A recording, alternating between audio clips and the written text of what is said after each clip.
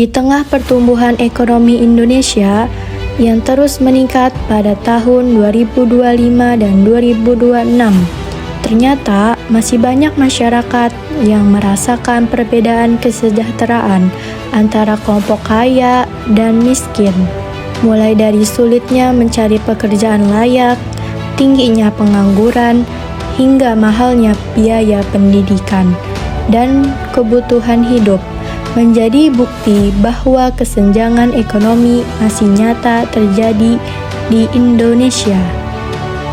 Apa itu kesenjangan ekonomi?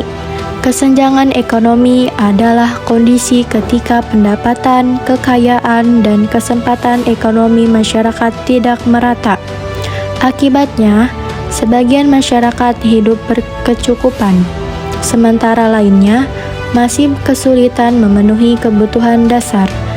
Tingkat kesenjangan biasanya diukur dengan Gini ratio, dan menurut data BPS tahun 2025, Gini ratio Indonesia berada di angka 0,375.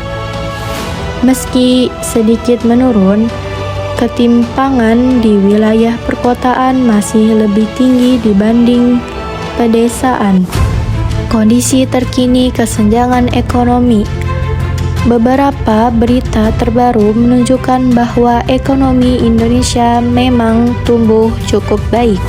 Pada akhir tahun 2025, pertumbuhan ekonomi Indonesia mencapai sekitar 5%. Namun di sisi lain, pertumbuhan tersebut belum dirasakan secara merata oleh seluruh masyarakat. Laporan media internasional menyebutkan bahwa banyak masyarakat merasa tertinggal dari pemulihan ekonomi setelah pandemi. Bahkan muncul protes sosial akibat mahalnya biaya hidup, sulitnya lapangan pekerjaan, dan meningkatnya gaya hidup mewah para elit.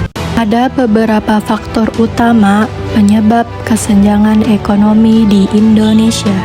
Pertama, pendidikan yang tidak merata. 2. Lapangan kerja tidak merata. 3. Pengangguran dan PHK. 4.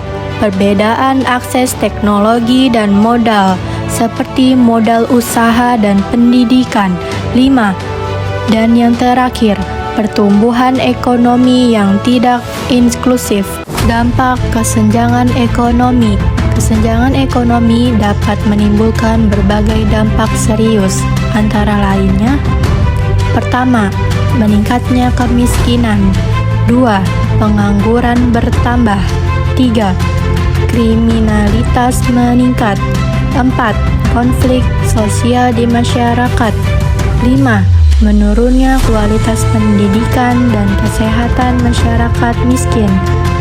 Terakhir, kecemburuan sosial antara kelompok kaya dan miskin. Upaya pemerintah dan solusi. Untuk mengurangi kesenjangan ekonomi, pemerintah Indonesia telah melakukan beberapa langkah. Pertama, bantuan sosial dan stimulus ekonomi. Pemerintah memberikan bantuan tunai, bantuan pangan, dan program padat karya untuk masyarakat berpenghasilan rendah. 2. Program makan bergizi gratis. Program ini dirancang membantu kebutuhan gizi masyarakat sekaligus meningkatkan kesejahteraan ekonomi rakyat kecil. 3. Membuka lapangan kerja.